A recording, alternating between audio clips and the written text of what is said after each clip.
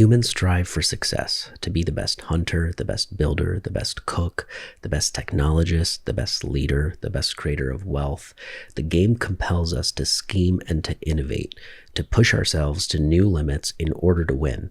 When we succeed, dozens, hundreds, or even millions of others might benefit from our play. Humans strive too to be virtuous, to win urgent moral battles, to rescue the imperiled, to lift strangers in distant continents out of poverty or violence, to create vaccines that'll defend the lives of people who will be born long after we're gone. All such endeavors are accompanied by the game's racing commentary of emotions, the shame and the pride, the plummet and the high. This is why I've come to believe we make a fundamental error when we reflexively categorize our desire for status as shameful. In today's episode, I'm super excited to be going over one of the books that I would consider to be worth revisiting every single year, and it is called The Status Game on Human Life and How to Play It by Will Storr. And Will Storr has also written The Science of Storytelling, which is a wonderful book as well. And I really just love, I was fascinated by that one. And this one really pulled me in because it dives so deep into a topic that, again, we reflexively categorize as shameful and, not worth pursuing, not worth participating in. And, I think we can all relate to the fact that it's like, oh, I don't play status games. I'm immune to that, right? But I thought that this was a fascinating deep dive into the history of status games, and then also the psychology. There's a lot of science in here. So if you're interested in that, I love that he has kind of done a lot of great research. And then the other thing I appreciated was the balance between kind of acknowledging that status games are played differently in the East versus the West. So anyways, in today's episode, we're going to dive into some of the best ideas that I pulled from here. And of course, make sure to get the full book. You can do that by checking out the links in the description below. You're also supporting the show, without spending any extra money when you are just getting the book through this link in the description. Now, I want to start with this highlight. The first decade of the 21st century has seen the global financial crisis, the invention of the smartphone, and the rise of social media. And so when you see those three, historic events stacked up next to each other like that, it makes you go, duh. I mean, the way that, there is a renewal of this way that we used to play status games. It's just dressed up as more modern. And it's interesting to see how some of these things actually shape, what we pursue when it comes to status, right? And so there's a couple different types of games that are broken down, which we will get to, but I just wanted to point that out, is how huge of an impact big historical events like this can have on the types of status games that humans play. Now, ironically, my next highlight was Facebook's former president of user growth, Chamath Palihapitiya, once said the site aimed to psychologically figure out how to manipulate you as fast as possible. And, this is no secret, right? We know that this is happening. Every social media company that comes out, we know that they are doing this to some extent, yet we decide to play the game anyways, right? Because there are still benefits to playing this kind of game. But it's worth noting that because there are billions and billions of dollars being invested into figuring out how to psychologically manipulate you. This is what reminds me of, Robert Greene's work, right? The 48 Laws of Power, the Laws of Human Nature. The reason those books are staples are because it's not that you are trying to flex your power on other people or use this, right, against others. It's that that this is being used against you day in and day out.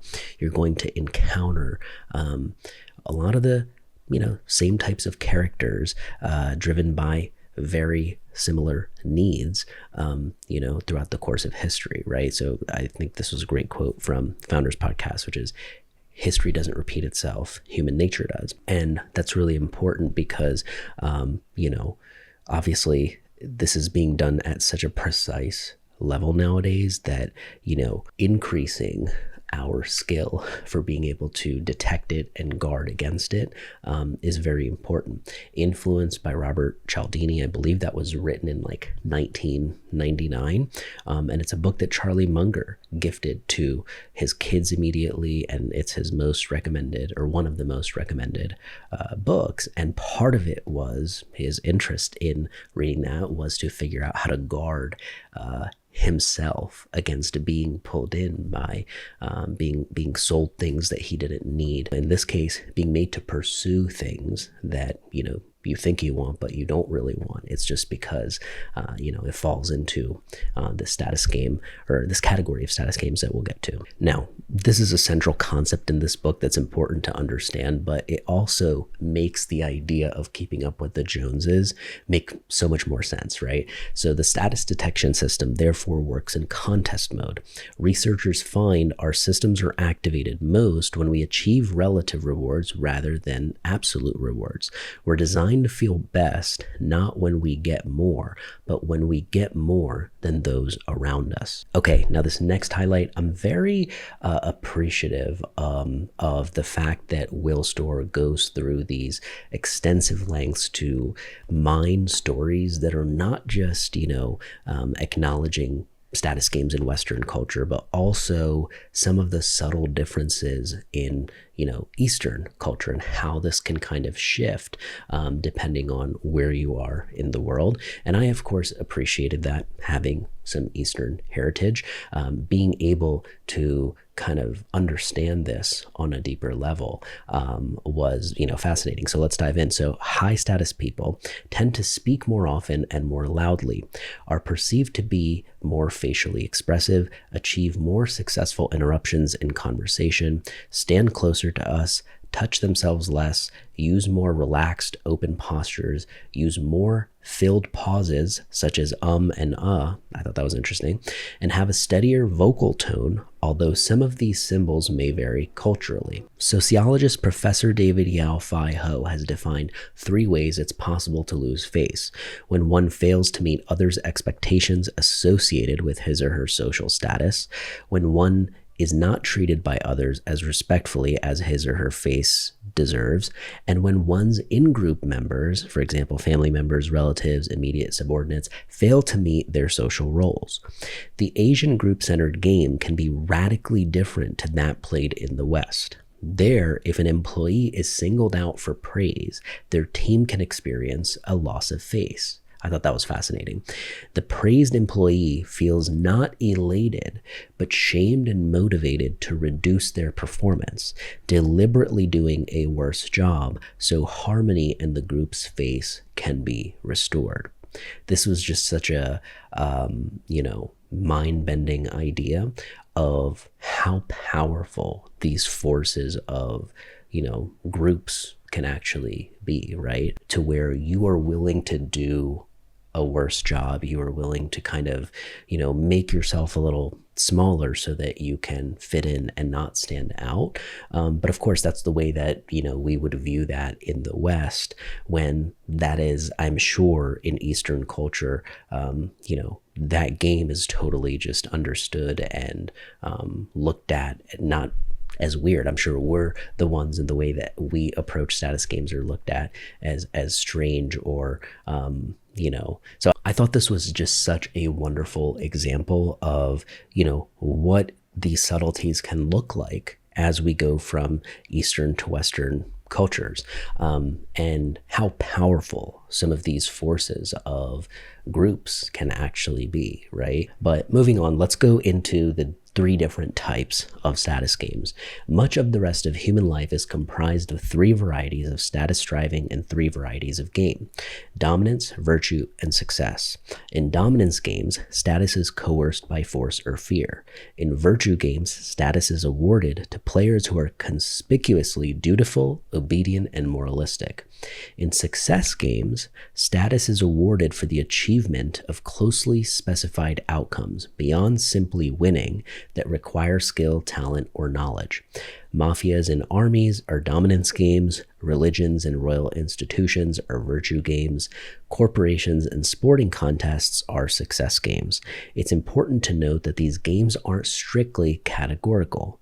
There are probably no completely pure games, only blends of dominance, virtue, and success. One mode of play, however, will usually become sufficiently prominent that it comes to define its game, a flavor in a soup. I just love that last line. And I think that what's cool about this is it's interesting to see throughout history the shift of what types of games are played, right? Like dominance games are something that were even more present hundreds and hundreds of years ago, right?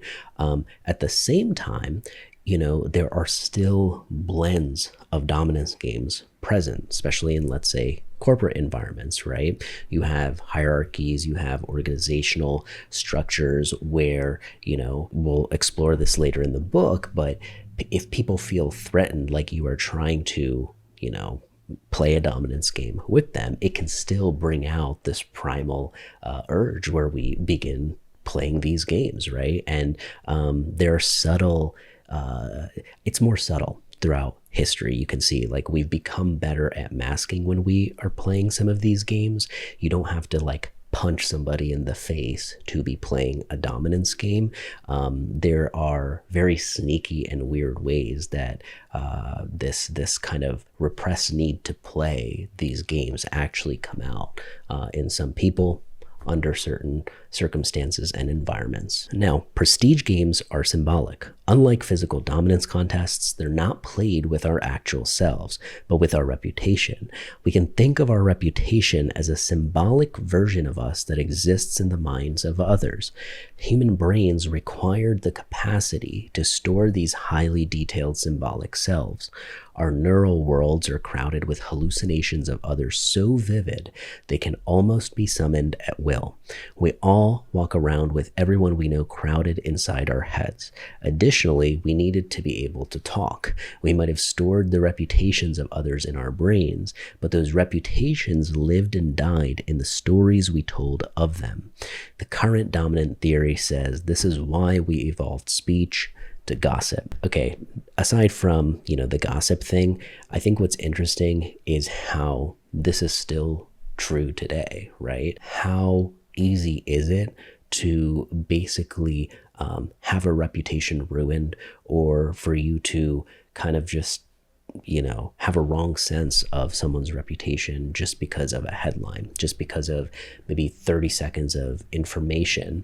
And I thought this section was really interesting because if you've ever, when you meet somebody new, or a great example is when you, let's say, listen to somebody on a podcast, right? If you have two guests and, one person you've never met or heard of before, you don't have any, you feel differently about them in the beginning, right? But by the end of the episode, and this is similar in movies and TV shows, right? Anywhere where there's a character being established, it's interesting how you begin, your version of who this person is can shift so quickly just by, one or two things you might be able to, relate to them about. And of course, in movies and things like that, there's not even, dialogue sometimes that are communicating these things, right? It can be a certain look, right? And so I thought this was interesting, is how reputations can shift, and how, as humans have figured out that reputation is important to people, how this is used against us even in modern day, right? Because the physical dominance is not a mode of play that is like, it's kind of frowned upon nowadays, right? Being able to manipulate somebody's reputation. I mean, we're seeing, I think it's interesting, just in the past 10 years, the advancement and the lengths that people go to ruin the reputation of others. In each status game we play, we have a reputation. In its details, that reputation will be different within the mind of every player. We exist in varying degrees of depth and varying degrees of fairness in all these minds. Whenever others think of us, they'll overwrite us with their own status information. Are we moral or immoral? expert or useless. A great reminder, honestly, that we can't control how others perceive us, right? You can, of course, do certain things to maybe influence that, as we'll get to. But it's the kind of thing where at the end of the day, everybody is rewriting the status information that they have about you on a moment-to-moment basis. And so this is where, someone can go from hated to loved or loved to hated by just, something that we resonate with them about. This is interesting in like shows like Big Brother and Survivor, where it's like a huge social game and people's reputations shift throughout the game. Somebody that you didn't really like, didn't want to win, all of a sudden you want them to win, right? What did they do that was different that made you want to root for them? It's interesting to analyze some of that. Now, even in small scale societies, a person's status is commonly expressed in their capacity to influence. They tend to be more prominent in group discussions, to make their opinions known and their suggestions clear, and to articulate the consensus once it is determined. The outsized influence that high status players exert can also be measured in how much they talk. One study of pre-modern societies found top-ranking members spoke 15 times more frequently than those at the bottom, and almost 5 times more than those one rank beneath them. And it goes on to talk about how influence is a useful signal in dominance games. I thought this part was interesting because of how it can be faked, right? And how this plays out in modern day, even where we consider people who talk a lot about something to be experts in that thing, right? That's kind of become a modern thing where, if you are obsessed with this very specific weird thing and you speak 15 times more about it, that can signal influence, right? But overall, just interesting idea around a person's status is commonly expressed in their capacity to influence. Now, this next highlight really digs into how status can be kind of destroyed, right? What's the nuclear bomb of this? Humiliation. Humiliation has been described by researchers as the nuclear bomb of the emotions and has been shown to cause major depressions, suicidal states, psychosis, extreme rage, and severe anxiety, including ones characteristic of post-traumatic stress disorder.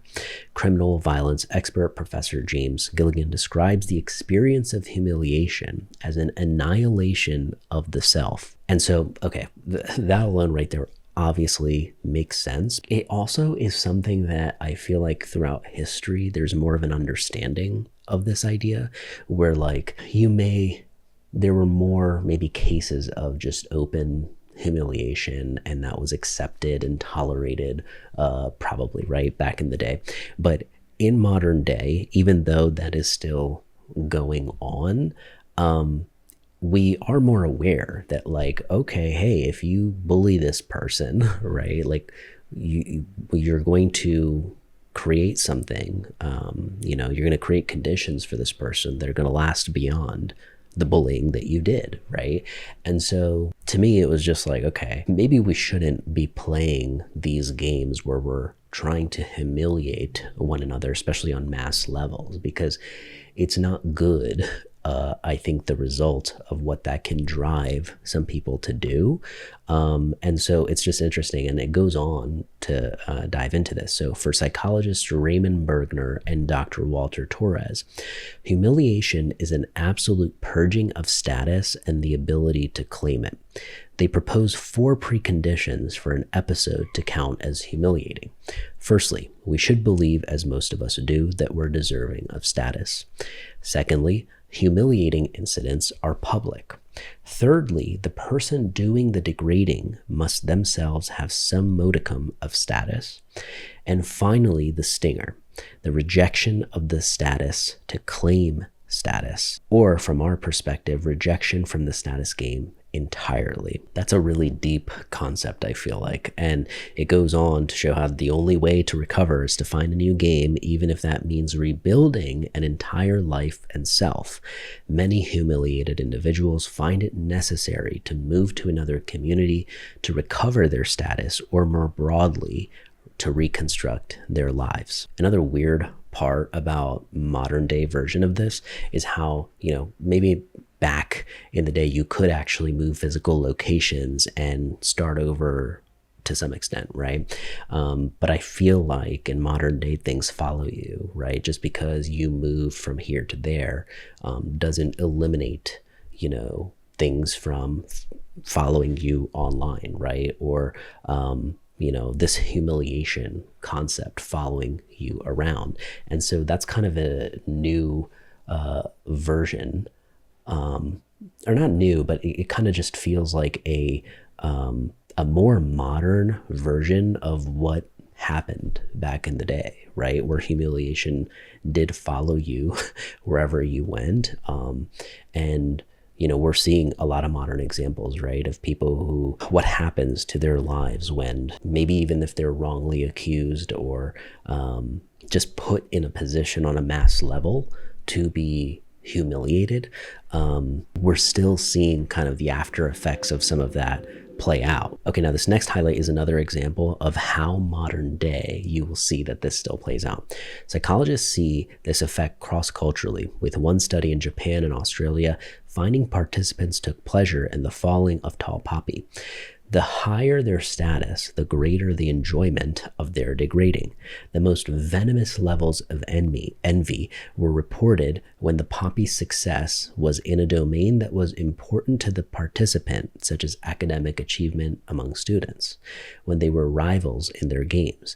And yet, as we've learned, we're also drawn to high status people.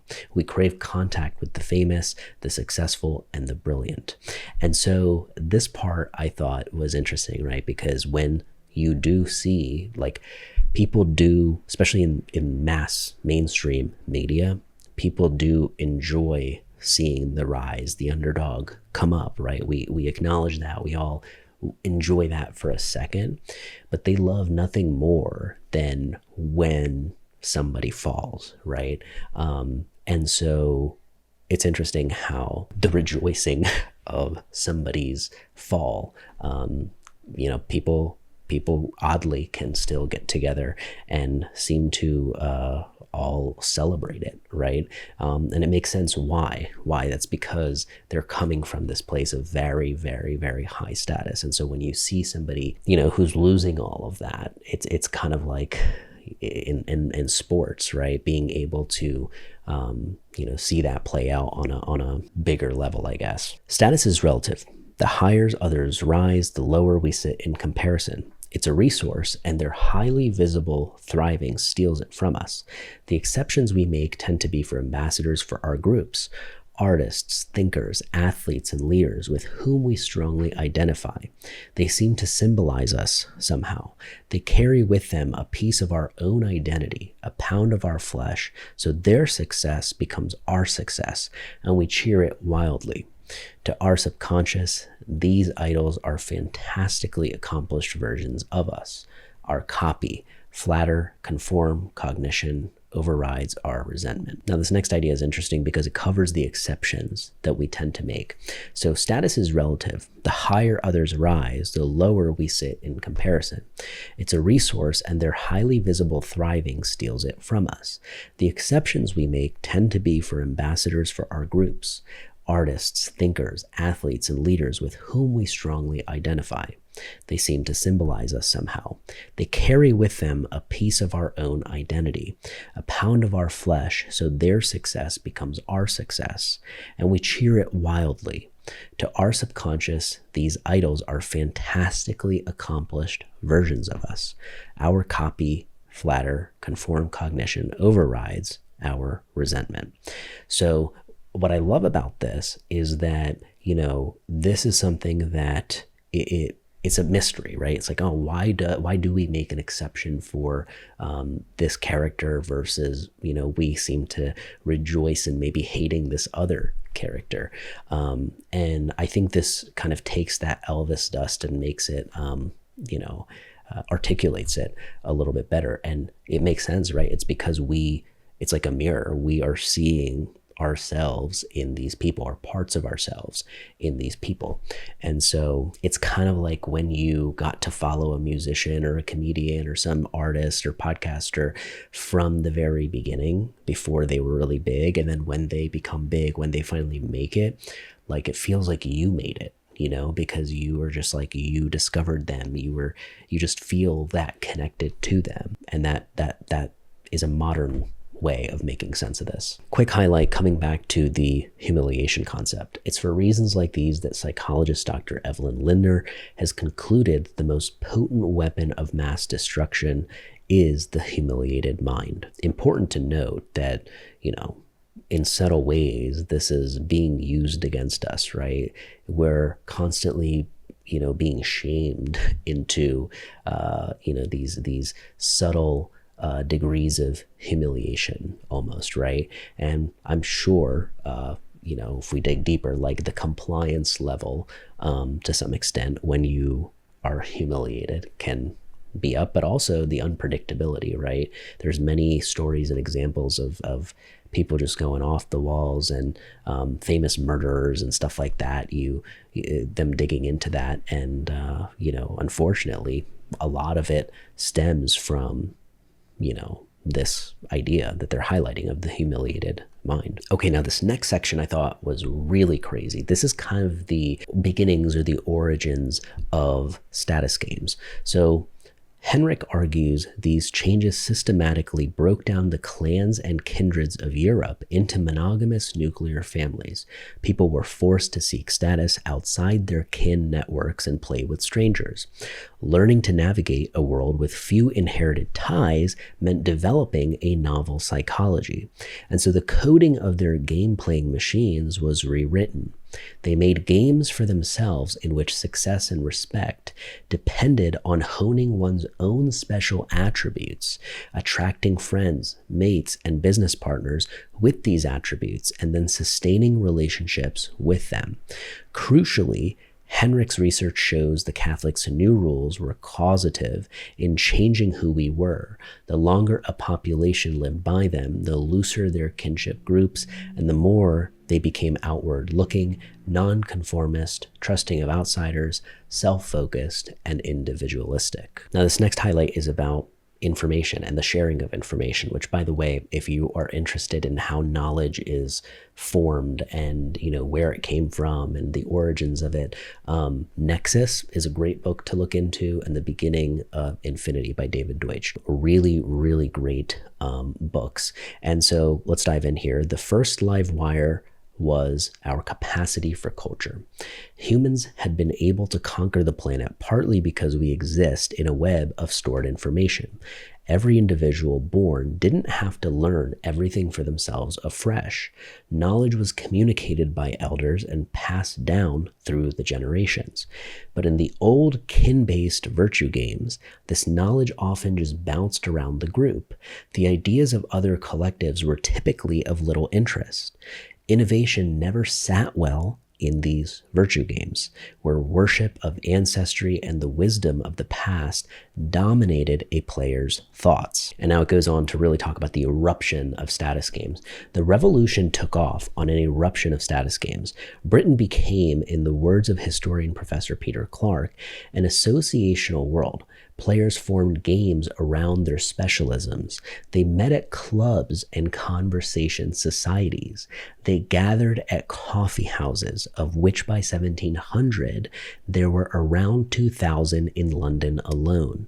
They founded learned organizations dedicated to the accrual and spread of new and useful knowledge that, according to economist James Dewey, numbered less than 50 in 1750 and around 1,500 or 1,500 by 1850. One of these, the Society for the Encouragement of Arts, Manufactures and Commerce, began in a London coffee house and awarded thousands of cash prizes or medals to members. Okay, so this totally makes sense in the lineage of coffee houses, and why I think we're so connected to meeting people there, working there. But the more interesting idea here is the beginnings of how this formed, right? This interest in getting better. That's a big part of what the Happy Chats podcast is about, right? You're not really great at something, but you want to get good at something. How do we begin to get better? What is the pursuit of that change look like? And it's so crazy to see that there were only, 50. Think about like the first 50 Facebook groups that ever existed around an interest, right? And another thing to acknowledge is the pursuit of this new and useful knowledge is intensely also driven by this need for status, right? And by some of, if we're building on the theory that it just talked about, is this interest to develop oneself because, hey, you need to be able to get along with others who are not just in your family, right? And who won't maybe just award you status just because you are their family. Okay, this continues to build on that. So this Industrial Revolution was a status gold rush. It came to define the country's mood and culture. Britons became innovators because they adopted an improving mentality, writes historian Dr. Anton Howes. This mentality spread like a disease that could infect anyone, rich and poor, city dwellers and rustics, Anglicans and dissenters, Whigs and Tories, skilled engineers and complete amateurs. A growing number published about innovation, lectured on it, exhibited it, and funded it. They formed themselves into communities based around their interest and established societies devoted to spreading the mindset further.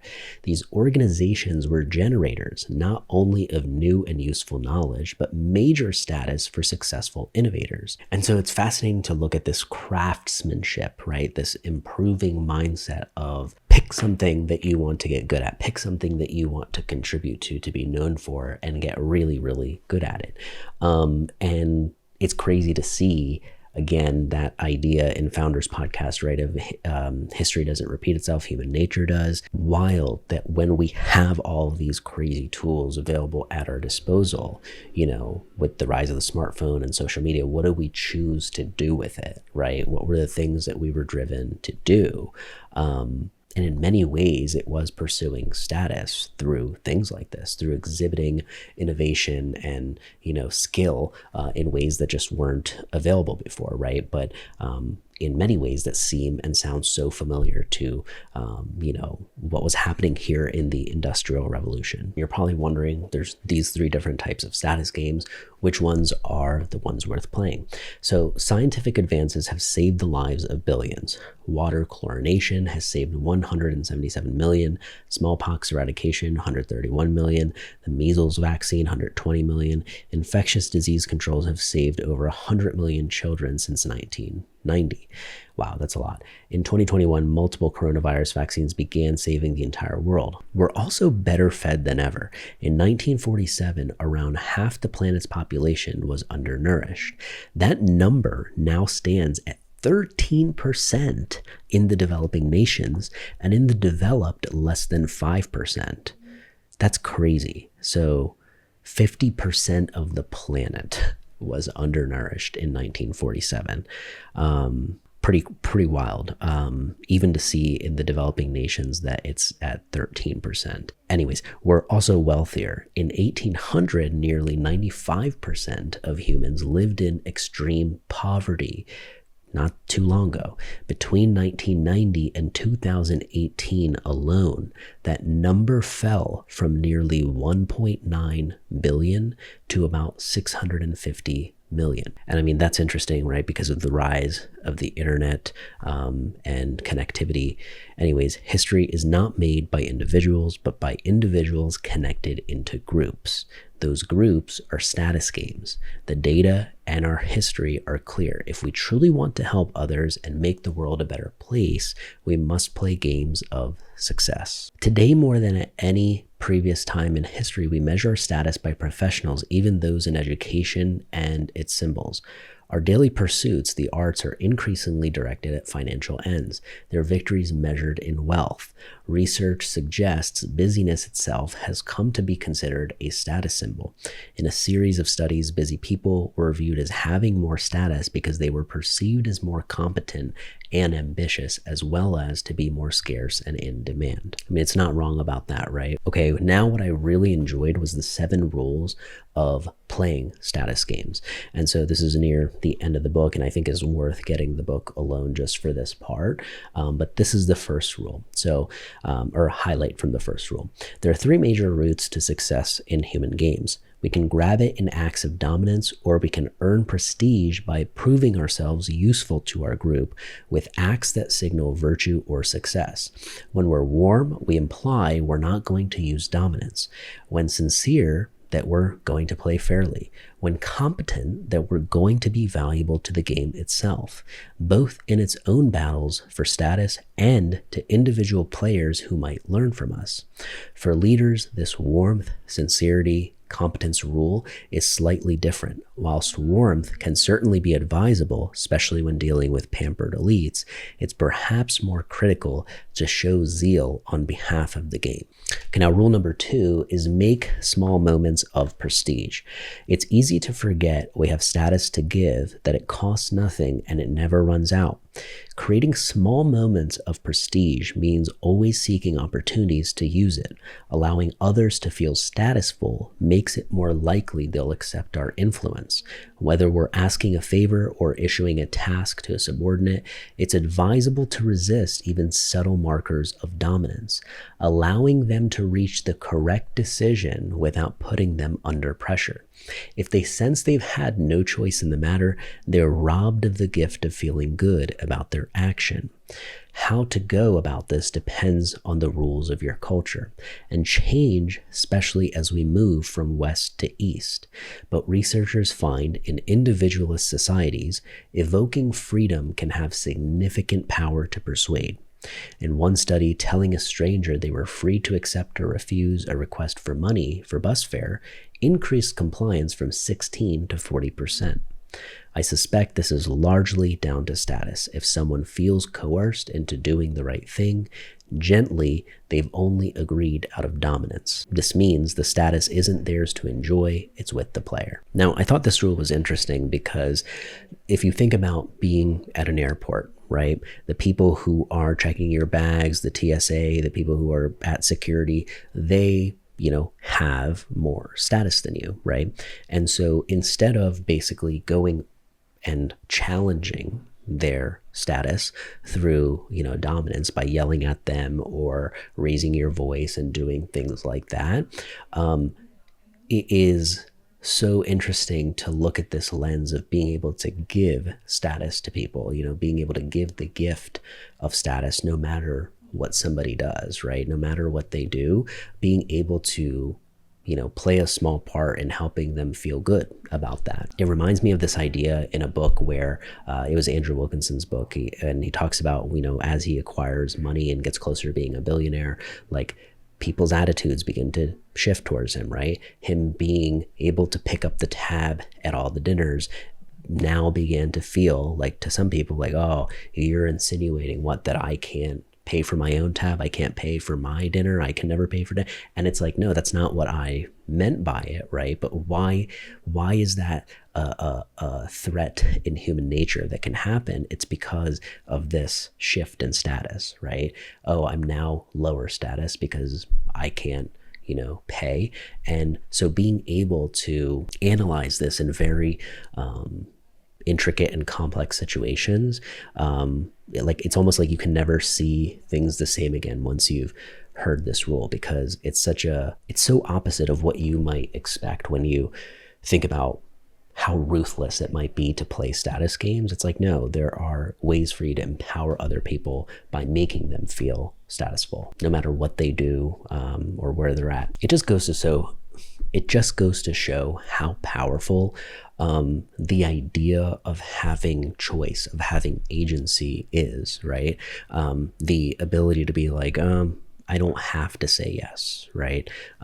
Moving on to rule number 3, play a hierarchy of games. Perhaps the best mode of protection is to play many games. People who appear brainwashed have invested too much of their identity into a single game. They rely on it wholly for their connection and status, the maintenance of which requires them to be filled up with its dreams of reality. No matter how delusional, not only does this put them at risk of committing harm to others, they risk catastrophic collapse themselves. If the game fails or they become expelled, their identity, their very self can disintegrate. No such risk can befall the player with a diversity of identities who plays diverse games. Indeed, doing so seems to be profoundly good for us. Psychologists find those with complex multiple self-identities tend to be happier, healthier, and have more stable emotional lives. But it's important too that every game isn't played with equal focus.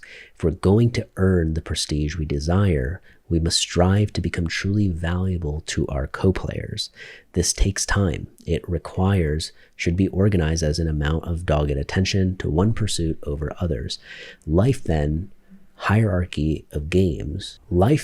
should be organized as a hierarchy of games, with that at the top drawing the most effort and generating maximal meaning. I think we can all relate to over investing in, one specific game or one identity that we are tied to protecting.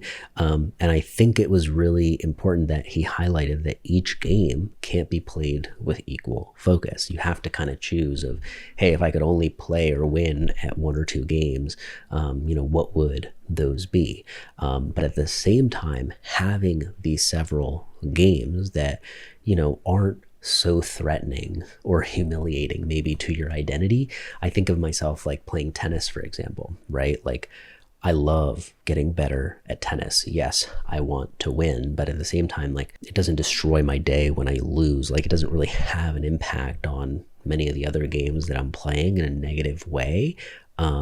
When I fail, right? And being able to fail in a healthy way and get better at a game seems to be important, right? And having games that you play that are low stakes like that, right? And not every game is this like, oh my gosh, it's it has the potential to cause this massive humiliation. Now, rule number 4 is to reduce your moral sphere. At first, when I heard that, I was like, what does that mean? So many of us could benefit from consciously reducing our moral sphere. How much time do you devote to the judging of other people? How much cheap and tainted status do you grab for yourself by doing so? Reducing our moral sphere means casting our eyes inwards, concerning ourselves mostly with our own behavior instead of that of others. It means seizing the casual condemnation of distant players living different dreams which we refuse to understand and are all too easy to belittle and hate. Now, I love this rule too because it's counterintuitive. You would think that you're just focusing on outward stuff when it comes to status, but to shift your focus inward seems to be a great way to protect yourself from becoming, overly invested in status games to a degree that kind of is like annoying, to yourself and to others. It almost feels like this rule helps balance that out a little bit, right? Instead of judging how virtuous other people are, you are kind of shifting that focus into yourself in a very stoic way. Rule number 5 is to foster a trade-off mindset. Rather than fighting to make our moral truths classed as materially real and deferred to absolutely, we should foster a trade-off mindset. This means viewing the world not in terms of winners and losers, but of groups negotiating trade-offs. It means reaching past the self-serving fantasy of moral heroes and villains and seeing the ways different outcomes might injure our foes, whose pain is just as painful as ours. And it means empathizing, sincerely attempting to understand the games played by our enemies and acknowledging their criteria for making status, even if we can never persuade ourselves of their validity. And so I thought this concept was pretty poignant. Again, constantly kind of destroying this vision and ruthless idea of playing a status game that you might have. And really kind of making some great points here. Like everyone is playing a different game and a combination of different games. And so what they're doing is for the benefit of their game. And just like, again, referencing Big Brother and Survivor, everyone, it's like these games show us how at the end of the day, everybody has to do what's best for them, right? And yes, in those games, there's winners and losers, but even being able to look at what other people are doing as a game and what you're doing as a game, I think is a level up in some ways. Okay, so rule number 6 is to be different. Psychologists argue that it's possible to earn success-based status by engaging in minor acts of nonconformity that do not violate the group's basic standards for behavior but attract attention. Doing your own thing takes imagination and courage, but as long as you're being useful and not breaking sacred rules, you have the potential to rise. Originality also makes it more difficult for rivals to catch you. This should be a relief to those of us who obsess damagingly over our failure to be perfect. Often a better strategy lies in trying to be different. And then rule number 7, never forget you're dreaming. A status game is a conspiracy we join to make ourselves feel important. Once our basic survival needs have been met and we're connected with others, what's left is the contest. And for what? It's not as if we can go to some bunker in the desert, unlock a steel box, and find our status inside it. We can't take our status to bed and give it a kiss. We concoct it as if by magic out of those endless symbols: deference, influence, money, flattery, eye contact, clothing, jewelry, professional titles, measures of orange juice, left or right on the plane. We invest the years of our lives into projects that become of all-devouring importance. Up and down and up and down and up and down we go. As we live, we soar and fall, our victories ecstatic. Our loss is so grave we can be driven to suicide, the bitterness of death seeming sweeter than failure. And whilst we can never separate ourselves from the game, wisdom can be gained from simply knowing that it's there. In the years it's taken me to undertake this research, I found its knowledge to be a comfort. I think that really puts things into perspective when you think about how, we can go decades of our lives before realizing that we've been driven by some stupid status game that we didn't really care to play in the first place. And so being intentional about which games we play seems to be important, number 1. And 2, being able to understand that we have this ability to choose. We have this ability to withdraw from a game. And so an example he gave was, the aging game, right? Like he chooses now to not play this game of, I'm not young enough and, I need to be younger and I need to, compete with the young people. It's like he's embracing the fact that, that's not a game that's worth playing to me, right? That's not something I'm interested in. There are other more valuable modes of play that I can be engaged in. And so we all have that version for ourselves, I think. And so, of course, this begs the question, is there an end, right? Can you get to a point where you have enough status or all the status in all these categories, right? And so this highlight discusses, I believe we can all take consolation in the knowledge that nobody ever gets there. Not the superstars, the presidents, the geniuses, or the artists we gaze up at in envy and awe. That promised land is a mirage. In our lowest moments, we should remind ourselves of the truth of the dream, that life is not a story, but a game with no end. This means it isn't a final victory we should seek, but simple, humble progress, the never-ending pleasure of moving in the right direction. Nobody wins the status game. They're not supposed to. The meaning of life is not to win, it's to play. What a powerful idea and a great way to end today's episode. Again, this book is something I recommend reading the full thing, revisiting it often every year. And so make sure to check out the link to the full book in the description below. You can support the show by getting the book through there. And so I appreciate you hanging out, taking the time. Make sure to like, review, subscribe wherever you're at. That goes a long way, but I appreciate you hanging out, and I'll see you on the next one.